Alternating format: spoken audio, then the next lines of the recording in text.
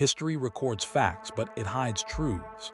In the negative spaces between recorded events, in the silence between official decrees, shadows move.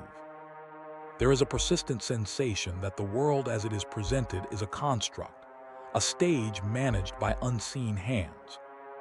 For centuries, humanity has felt the weight of a gaze it cannot locate, a power structure it cannot define but whose effects feel undeniable. This sensation has a name. It is a word that has transcended its origins to become a universal signifier for clandestine control, for the apex of hidden power, and for the ultimate conspiracy. That name is the Illuminati. Today, the word is thrown about carelessly in digital echo chambers and pop culture imagery. It has become a caricature of itself, a shorthand for any mysterious elite. Yet beneath the layers of modern myth and digital noise, there lies a genuine historical skeleton. A real organization existed. It had a beginning, a specific purpose, a defined membership, and according to historians, a violent end. But ideas are harder to kill than organizations. The true mystery of the Illuminati is not just what they did in the late 18th century, but how a small, localized, and relatively short-lived Bavarian society managed to achieve immortality in the collective imagination of the world. To understand the shadow, one must first understand the light that cast it. The story begins not in a smoky subterranean chamber, but in the intellectual fervor of the Enlightenment.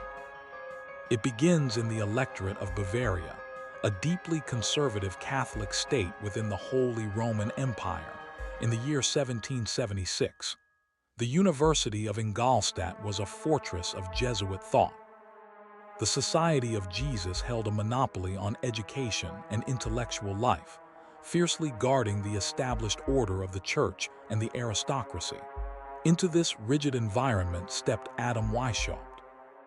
Weishaupt was a professor of canon law, a brilliant, ambitious, and deeply frustrated man.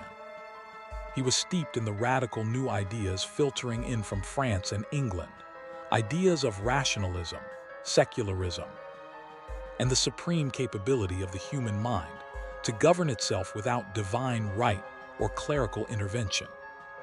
He saw the established powers around him not as divinely ordained protectors, but as oppressors of human potential. He initially sought to join the Freemasons, a fraternity already spreading across Europe, known for its philosophical discussions and networking among free thinkers. However, Weishaupt found Freemasonry too expensive and lacked the specific political focus he craved. He did not just want to discuss ideas, he wanted to implement them. He wanted a mechanism to remake society. On May 1st, 1776, in a forest near Ingolstadt, Weishaupt and 4 students founded the Order of the Illuminati. Initially, they called themselves the Perfectibilists. The name was a statement of intent. They believed that through reason and the stripping away of religious and state prejudices, humanity could achieve perfection on Earth. Their goal was breathtakingly ambitious: to infiltrate existing institutions of power and gradually replace them with an enlightened meritocracy. They sought to end the dominance of the Catholic Church in Bavaria and eventually dismantle the monarchical systems of Europe. It was not initially a plan for violent revolution, but for a quiet, long-term coup of the mind. Weishaupt was an obsessive organizer. He designed a complex, hierarchical structure for his order, modeling it partly on the Jesuits he despised, and partly on the Freemasons he tried to emulate. The structure was based on strict obedience, total surveillance of members, and gradual initiation into deeper secrets. A recruit entered as a novice. Their task was to study, to report on their surroundings, and to prove their dedication to reason. They were encouraged to spy on their peers and even their families, feeding information back up the chain of command. The goal was to break down their previous loyalties and reorient their entire moral compass toward the Order's objectives. If deemed worthy, they advanced to the grade of Minerval, named after the Roman goddess of wisdom.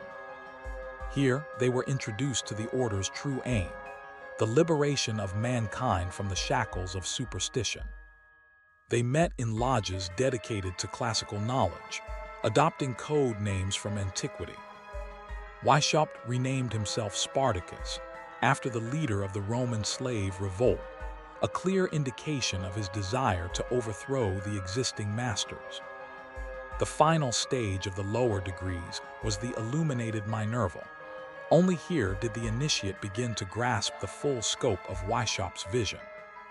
The ultimate secrets, reserved for the highest mystery degrees, revealed a philosophy that bordered on atheism and anarchism, advocating for the abolition of private property, nations, and organized religion in favor of a universal brotherhood of reason.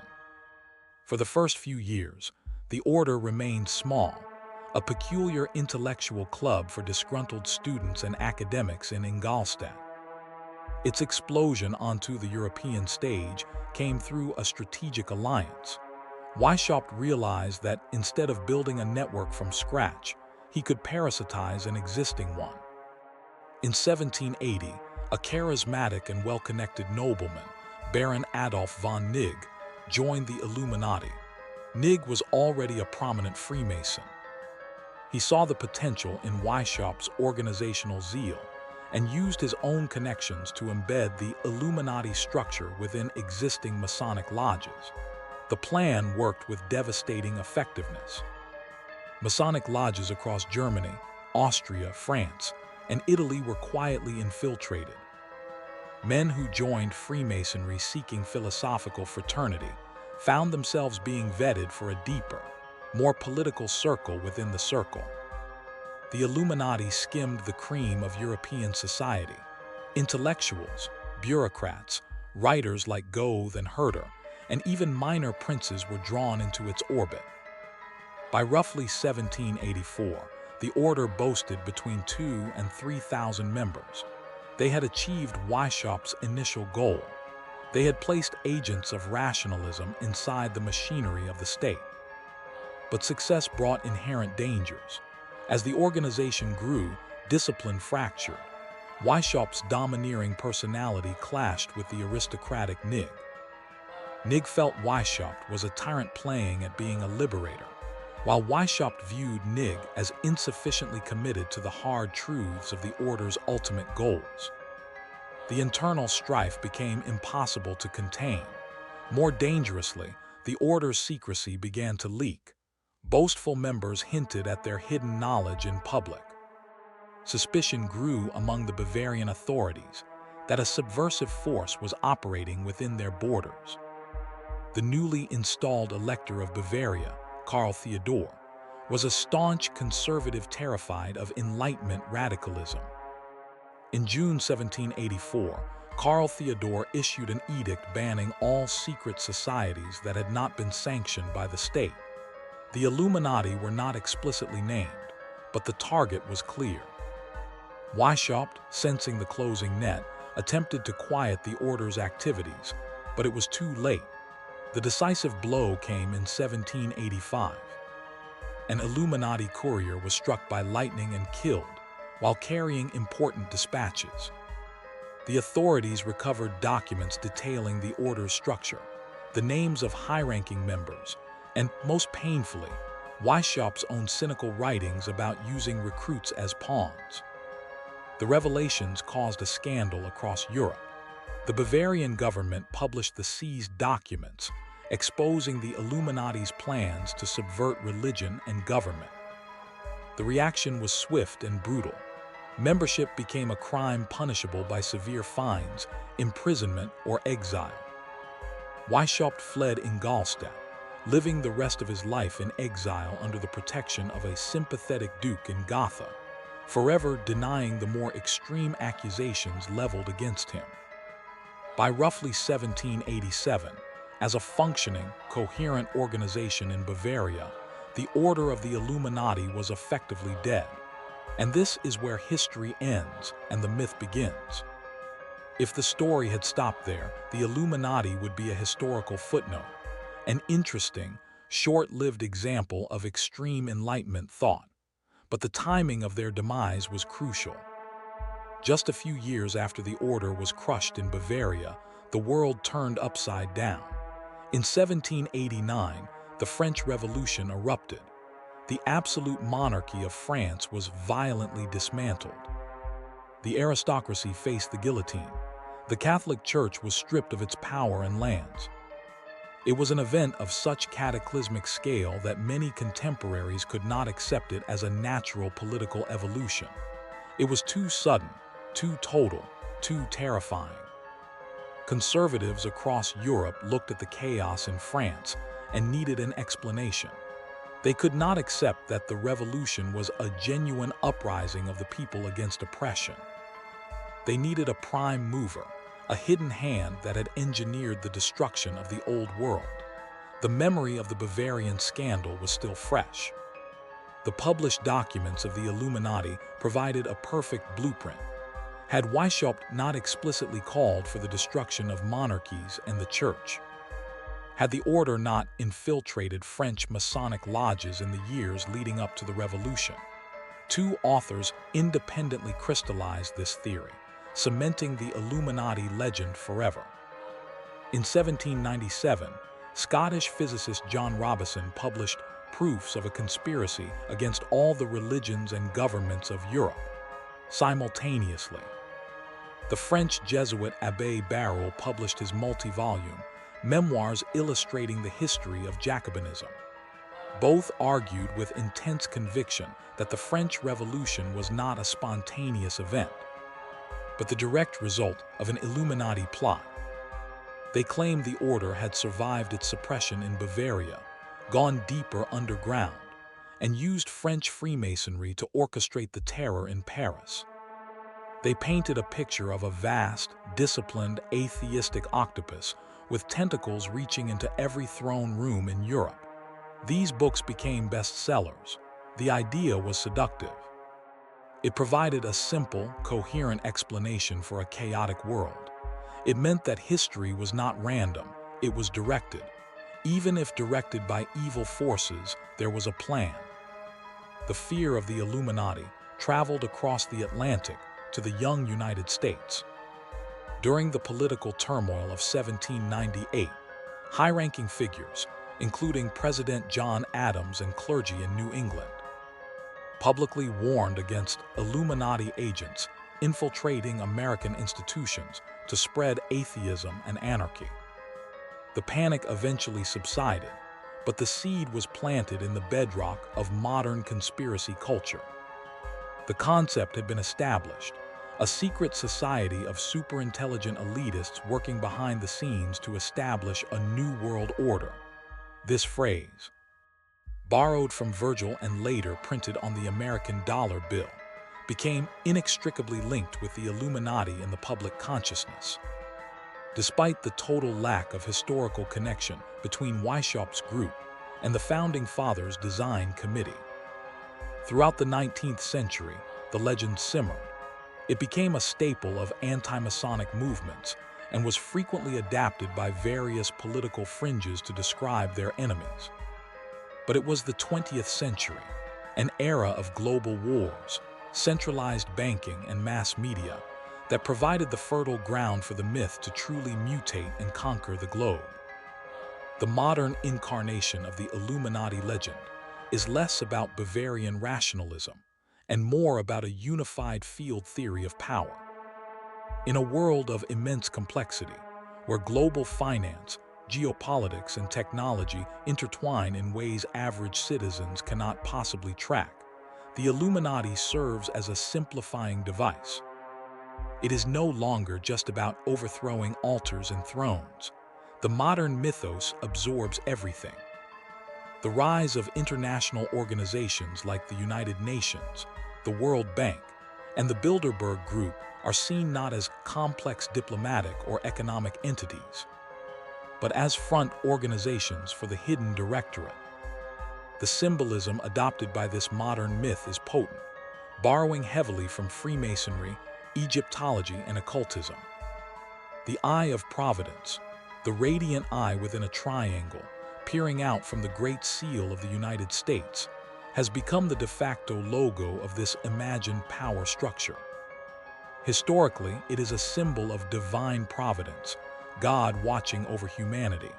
To the conspiracy theorist, it is the symbol of total surveillance, the panopticon of the elite watching the masses. The unfinished pyramid beneath it represents the incomplete work of building their global structure, or perhaps the hierarchy itself, the many at the bottom supporting the unseen few at the capstone. In the late 20th century, a curious phenomenon occurred. The myth began to be disseminated ironically.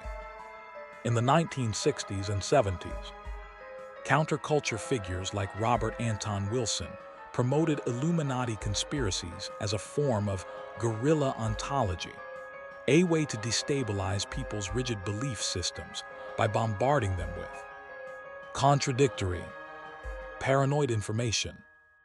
They propagated the idea to break open minds, mixed with absurdity and humor. But in the pre-internet age, irony was easily lost. The Operation Mindfuck, as they called it, escaped the lab. What started as counterculture satire was absorbed by genuine paranoid communities and amplified. Then came the internet. The digital age proved to be the ultimate incubator for the virus of secret history.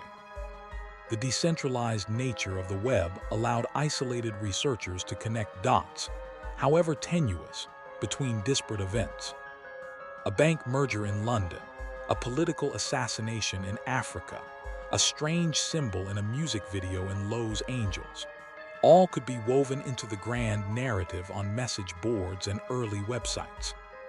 Pop culture embraced the aesthetic. Hip-hop artists, rock bands, and Hollywood directors adopted Illuminati imagery, pyramids, covered eyes, esoteric hand gestures, often to generate buzz and project an aura of dangerous power. For the artists, it was marketing and mystique. For the believers, it was hiding in plain sight, arrogance on display. The more celebrities denied involvement, the more it was taken as proof of their oath of secrecy. Why does this specific myth endure with such tenacity? Why, over 2 centuries later, are we still talking about Adam Weishaupt's failed Bavarian club? The answer lies deep in human psychology. The world is inherently chaotic. Wars, economic collapses, and pandemics often happen due to a complex convergence of errors, systemic failures, and random chance. This reality is terrifying because it implies that no one is in control. We are adrift in a storm. The Illuminati hypothesis, paradoxically, offers comfort. It posits that there is a pilot at the helm. Yes, the pilot is evil, malevolent, and working against our interests, but at least there is a plan. At least someone is in charge. It replaces the terror of chaos with the terror of design. It gives a face, however shadowed, to the impersonal forces of globalization and technological upheaval that dictate modern life. Furthermore, the structure of the Illuminati myth mirrors the actual structure of power in the modern world. There are elites. There are closed-door meetings where decisions affecting millions are made. Wealth is concentrated in fewer and fewer hands. Intelligence agencies do conduct covert operations. The conspiracy theory takes these undeniable facts of modern existence and extrapolates them into a singular, cohesive, satanic plot. It is a funhouse mirror reflection of reality, distorted, terrifying, but recognizable enough to be believable to millions. The story of the Illuminati is ultimately a story about the nature of power and secrets.